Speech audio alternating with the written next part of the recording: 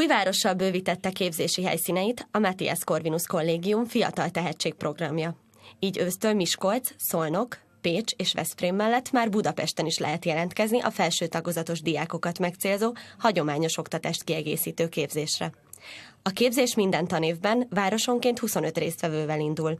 Így idén szeptemberben a budapesti helyszínnel kibővülve már összesen 225 tehetséges kisdiák lesz a képzési rendszerben. A következő tanévtól kezdődően már e-learning rendszer is indul, amely a képzési alkalmakhoz kapcsolódó anyagok otthoni, saját tempóban való elsajátítását támogatja.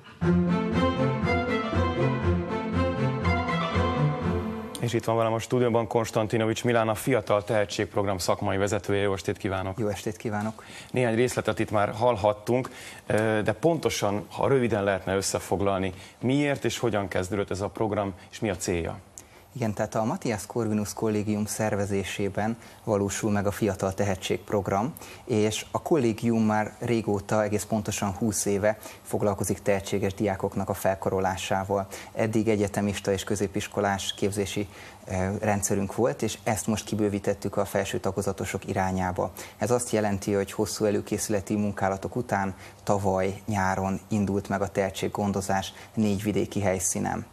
És ez egy komplex szemléletű tehetséggondozó program, ahogy az elhangzott, a komplexitás itt abban rejlik, hogy a szülőkkel és a pedagógusokkal együttműködve ugyanakkor nem iskolai körülmények között valósul meg. Tehát ez olyan, mint egy külön órák sorozata lenne, tehát amikor befejeződik az iskola, akkor csatlakozik a programhoz az illető diák, illetve a szülő is, hogyha jól értjük. A szülőknek a bevonása az nem a képzéseken valósul meg, hanem külön alkalmakon, ugyanakkor a tehetséggondozó program szombati tréningnapokkal dolgozik, tehát ilyen intenzív szombati tréningnapot kell elképzelni, amikor a gyermek 9-től egészen 5-ig a mi képzési központjainkban van, és részt vesz a különböző oktatási alkalmakon. És ezt hogyan bírják? Mert gondolom, hogy felső tagozatosokról van szó, már nem keveset kell tanulni, és akkor jön még egy szombat. Gondolom érdekesnek is kell lennie ahhoz, hogy megragadja a figyelmet. Ezt hogy sikerül elérni? Elsősorban gyakorlatközpontú játékos oktatást szervezünk, és olyan témákra kalauzoljuk el a gyerekeket, amik körbeveszik tulajdonképpen őket, a világunkban jelen vannak, ugyanakkor az iskolákban nem kerülnek terítékre. Ilyen például a médiafogyasztás, kisfilmkészítés, az egészségügyi tudatosság, vagy a pénzügyi tudatosság is. De említhetnék olyan innovatív területeket is, mint mondjuk a robotika, vagy a művészet és matematika kapcsolatát vizsgáló képzésünk. A robotika az konkrétan hogy zajlik? Mert az nyilván a diákok figyelmét is erőteljesebben érintheti, érdekelheti. Igen, a robotikánál az az érdekes, hogy a gyermekek különféle használt háztartási eszközökből oktatói segítséggel robotokat építenek, amiket aztán meg is tanulnak programozni, és a végén egy ilyen kis robotversenyig jut el a történet, tehát az alkotásnak a folyamatától egészen ugye a használatig. És minden képzésünknek valahol ez a jellemzője, hogy gyakorlatközpontúak, és a gyerekek tapasztalati úton tanulják meg azt, hogy mit is jelent az adott terület, illetve hogy milyen termékek állíthatóak elő ott. De igazából, hogyha mondjuk talán a robotikát leszámítjuk, az egy speciális dolog nyilván, ilyenek kéne lenni az iskolának, nem? Tehát, hogy egyszerre érdekesnek, és egyszerre tartalmasnak és hasznosnak.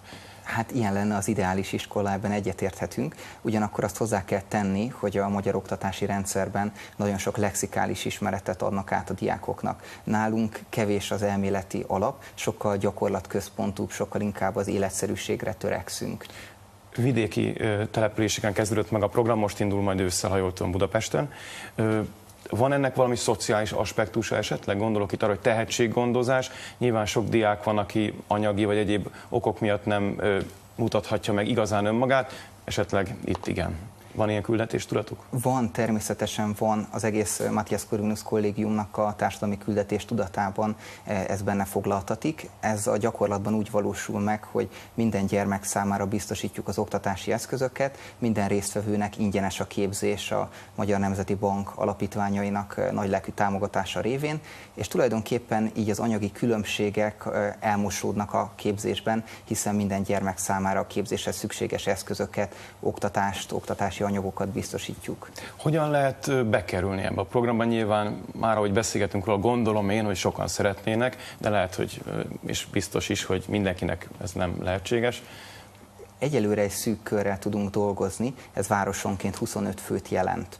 Ugye Miskolcon, Pécset, Veszprémben és Szolnokon vagyunk jelen, és ősszel indul a budapesti képzési központunk, ahol újabb 25 gyerek tud majd csatlakozni. És felmenő rendszerben gondolkodunk, tehát hogy az ötödikeseket végig kísérjük a felső tagozatos tanulmányaik során. A kiválasztás, tehát van azért egy kiválasztási rendszerünk, hiszen elég sok jelentkezővel, hála Istennek elég sok jelentkezővel számolhatunk, és itt játékos feladatok, tesztek révén, pszichológusok, trénerek segítségével próbáljuk meg kiválasztani azokat a gyermekeket, akik elég motiváltak és megfelelő intellektuális szinten vannak ahhoz, hogy részt vegyenek a programunkban. Említettük már a szülőket, mi a tapasztalat? A szülők mennyire segítik a gyerekeiket, hogy egy ilyen, nyilván ez nekik is plusz feladat, hogy a szombati foglalkozásokra elvigyék, vagy eljutassák a gyerekeket, vagy segítsék legalábbis őket ebben. Ők hogy állnak ezekhez jellemzően, ezekhez a programokhoz? Ugye a kiemelt képességű gyermekeknél nagyon fontos a megfelelő családi háttér, az megfelelő szülői mentalitásnak a biztosítása, és mi ebben kívánunk segítséget nyújtani. Van ugyanis egy Szülők Akadémiája rendezvénysorozatunk, ahol olyan ismert pszichológusok, tehetségkutatók adnak elő, közvetlenül ugye a szülőknek, akik rá tudnak világítani arra, hogy hogyan is lehet a kiemelkedően tehetséges gyermekeket otthon kezelni, milyen szülői attitűd a legmegfelelőbb hozzájuk. Többek között dr. Bagdi Emőke vagy dr. Kádár Anna Mária is a programunkban dolgozik ilyen téren.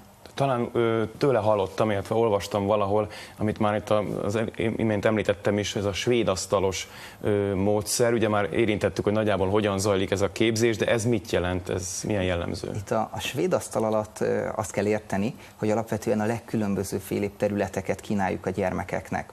Tehát nincsen egy kifejezett természettudományos vagy társadalomtudományi vonal, hanem ezekből a területekről a legkülönbözőfélébb tudományokat. Ugye már itt elhangzott néhány, talán tegyük hozzá még a környezeti tudatosságot, tehát a zöld gondolkodást elősegítő képzési modulunkat, ami szintén azt hiszem, hogy speciálisnak nevezhető. Igen, és elég széles a paletta akkor ezek szerint.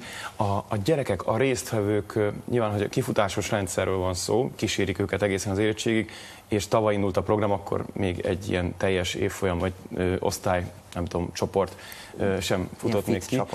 De az mennyire őket probléma, hogy nyilván van egy konkrét program, és ott sok mindent kap a diák, de aztán kikerül úgymond a való életbe, vagy abba hagyja esetleg. Hogyan tudja ezt tovább görgetni, hogyan tudja tovább kamatoztatni, amit itt megszerzett, azon túl, hogy nyilván érdekes élményekben volt része?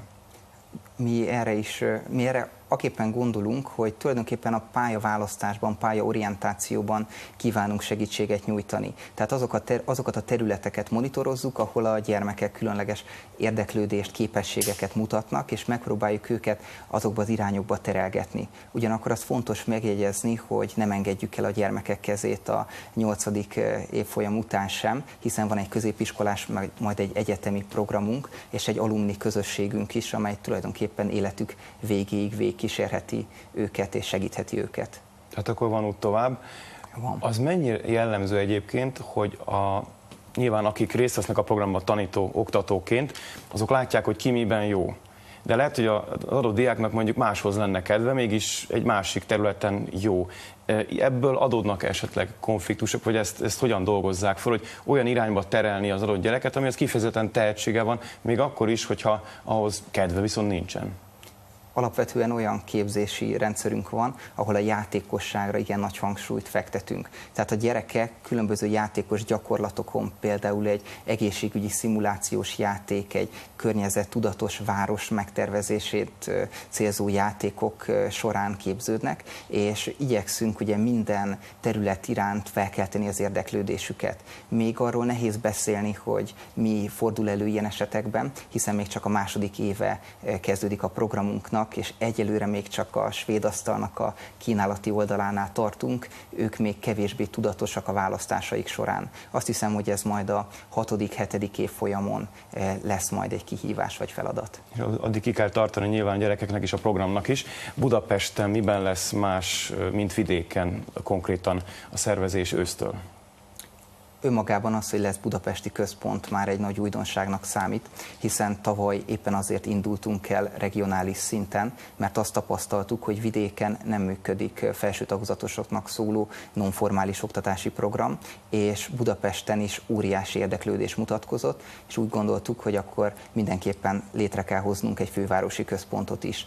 Itt még csak 5. évfolyammal indul el a képzés, és itt is 25 gyereknek tudjuk így első évben biztosítani a programban való részvételt. Akik ez iránt konkrétan érdeklődnek, ugye nyilván itt jön a nyár és a vakáció, nem is olyan sokára, de már érdemes szeptemberre gondolkodni. Ők hova fordulhatnak és mit tehetnek, hogyan kell fölkészülniük, ha van még egyáltalán lehetőség erre, és csatlakozni szeretnének?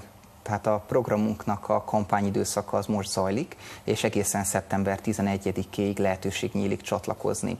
A fit.mcc.hu oldalon van a regisztrációs felület, és ott minden információ fellelhető rólunk. És ha már kampányról beszélünk, ebben a témában mi következik még a következő hetekben? Gondolok itt arra, hogy esetleg lehet, hogy érdemes lenne néhány nyári fesztiválra kilátogatni és felkelteni az érdeklődést a fiataloknak. Igen, ez jó ötlet, tehát mi is gondolkozunk ilyesmiben. Egy nagy megmozdulásunk, egy nyári tábor lesz Csobánkán augusztusban, illetve a fővárosban is nyitunk ugye központot, és ezt egy nyitott iroda jelleggel minden érdeklődő számára kitárjuk, bárki jöhet és találkozhat velünk, megnézheti a módszereinket, eszközeinket. És az is elképzelhető, hogy például Bagdi Emőke beszáll ebbe a kampányba, mint támogató? Természetesen Bagdi Emőke a programnak a védnöke, fővédnöke, és a Szülők Akadémiája kezdeményezésünkben is aktív szerepet vállal, illetve szerveztünk egy pedagógus konferenciát, hiszen nem elég a gyermekeknek a megszólítása, a gyerekekhez az út a pedagógusokon keresztül vezet. A pedagógusok adják az első ajánlásokat, és az ő útmutatásuk alapján indulunk el a toborzás során.